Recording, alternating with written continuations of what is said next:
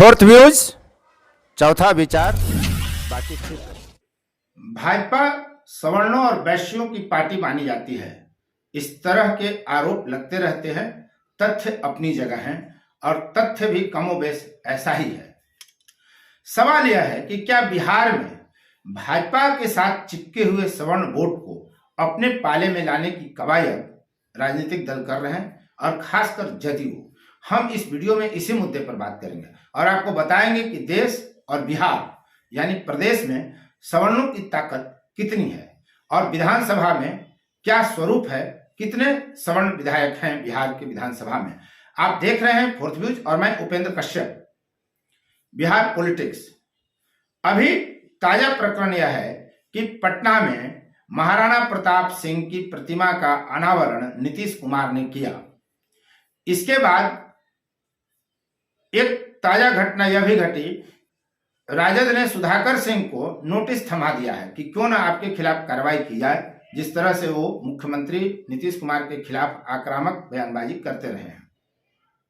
राजनीतिक प्रतिक्रियाएं आनी स्वाभाविक प्रक्रिया है। राजनीतिक प्रतिक्रियाएं आई। इसमें महत्वपूर्ण यह है कि पूर्व उप मुख्यमंत्री और राज्यसभा के सदस्य सुशील मोदी, विपक्ष के नेता भाजपा के नेता विजय कुमार सिन्हा ने कहा कि सुधाकर पर राजद ने इसलिए कारण बताओ नोटिस जारी किया क्योंकि वे सवर्ण हैं। सरकार की आलोचना करने वाले दूसरे मंत्रियों के खिलाफ कार्रवाई राजद ने इसलिए नहीं किया कि वे गैर सवर्ण हैं। महाराणा प्रताप की जो प्रतिमा स्थापित की गई, जो इसका अनावरण किया गया, इसकी 2019 में नीतीश कुमार ने घोषणा करी थी कि यह प्रतिमा स्थापित की जाएगी। अब भाजपा के तरफ से यह कहा जा रहा है कि सवर्णों को लुभाने की यह कोशिश है। राजनीतिक प्रेक्षक भी यह मानकर चल रहे हैं कि सवर्ण वोट को अपने पाले में लाने के लिए नीतीश कुमार ये प्रयास कर रहे हैं, खासकर राजपूत जाति का। और ठीक राजद राजपूत बिरादरी को अपने पाले में रखने के लिए प्रयासरत है। तो क्या होगा, हम इसी का विश्लेषण इसमें करेंगे। आपको पता है कि राजद के प्रदेश अध्यक्ष जगदानंद सिंह हैं।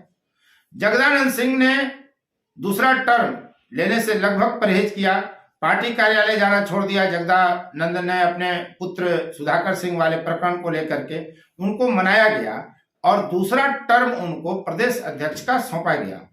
यह राजद की भलमनसाहत नहीं मानी जा रही, बल्कि कहा यह जा रहा है कि ऐसा राजद ने मजबूरीवश किया ताकि संदेश सामाजिक तौर पर गलत न जाए और राजपूत बिरादरी हमारे साथ जुड़ा रहे।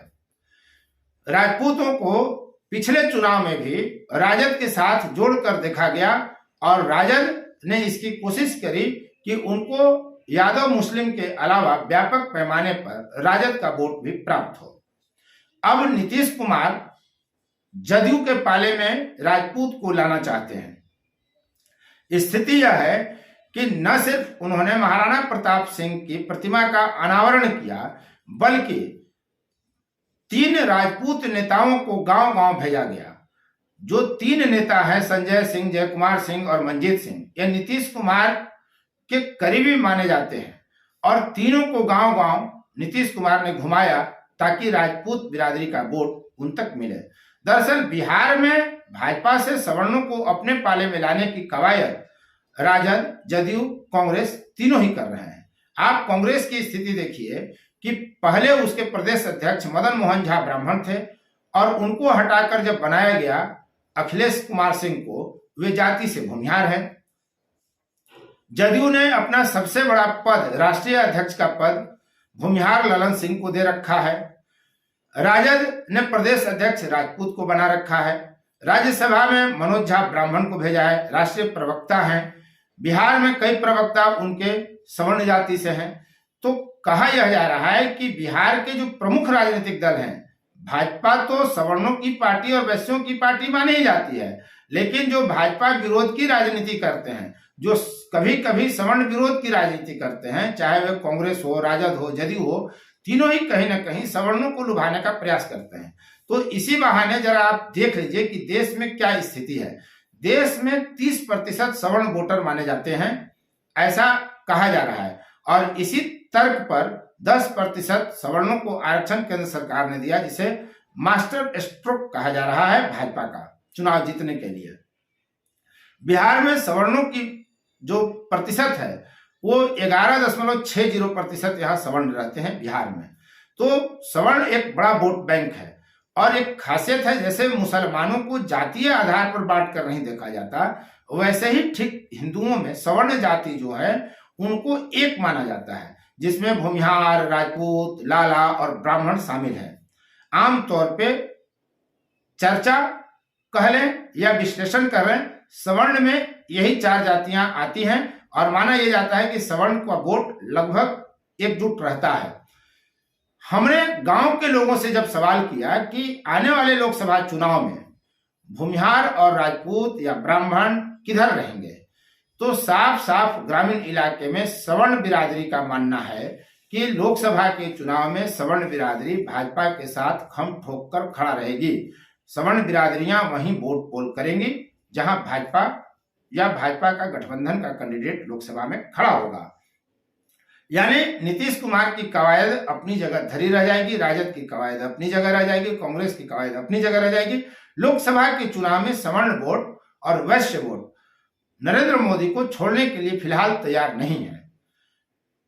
इसके अलावा जब बिहार विधानसभा का चुनाव 2025 में होगा तो कोई यह मानकर नहीं चल रहा है कि जो वर्तमान स्थिति है वैसी रहेगी। हो सकता है गठबंधन टूट जाए, भाजपा जदयू की सरकार हो सकता है राजद जदयू की ही सरकार हो, लेकिन जिस तरह से भाजपा जदयू के साथ चुनाव लड़ते हुए खेला कर दिया था भाया चिराग पासवान, हो सकता है उस तरह का खेल कहीं राजद जदयू और कांग्रेस के गठबंधन के साथ भी उन्हीं के दल में शामिल लोग न कर दें।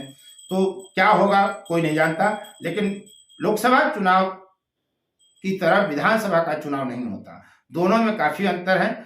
और जब लोग आप 2014 लोकसभा चुनाव याद करें तो लोगों का यह बोल था कि केंद्र में नरेंद्र मोदी, बिहार में नीतीश कुमार, और इसीलिए 2015 के बिहार विधानसभा चुनाव में वे वोटर भी नीतीश कुमार को वोट दे गए जो 2014 में नरेंद्र मोदी के साथ खड़े थे। इस वीडियो के अंत में हम आपको बताते हैं कि बिहार विधानसभा में जातिवार क्या स्थिति है। यदि सवर्णों की संख्या, जातियां जो है तमाम 4, उनको अगर एक मान लें तो 223 सदस्य वाले बिहार विधानसभा में 64 सवर्ण जाति हैं के विधायक हैं, और अगर एक जाति का मान लें तो सर्वाधिक 54 विधायक यादव जाति से आते हैं। बिहार विधानसभा में 20 मुस्लिम, 64 सवर्ण, 54 यादव, 45 विधायक पिछड़ा अति पिछड़ा के, 20 वैश्य, 39 दलित विधायक हैं। वैश्य में बिहार में करीब करीब 3 दर्जन जातियां शामिल हैं। तो उस हिसाब से अगर देखेंगे तो वैश्यों की उपस्थिति बहुत कम है। लेकिन अगर समुच्चय में देखें कि वैश्य बिरादरी को एक मान लें तमाम उपजातियों को, तो 20 विधायक उसके बिहार विधानसभा में हैं, दलितों के 39 हैं। तो सवर्णों की ये स्थिति है। सवर्णों पर डोरा तमाम राजनीतिक दल डाल रहे हैं, उनकी कोशिश है, चाहे वो राजद हो, चाहे जदयू हो, चाहे कांग्रेस हो। लेकिन लोकसभा चुनाव में सवर्ण जातियों का वोट भाजपा के साथ जाता हुआ दिख रहा है, जैसा कि आमतौर पे लोग कह रहे हैं, खुलकर कह रहे हैं। तो ये रहा आज का विश्लेषण कि बिहार में सवर्णों का क्या होगा, भाजपा के सवर्ण वोट में संधमारी की कोशिश का अंजाम क्या होगा।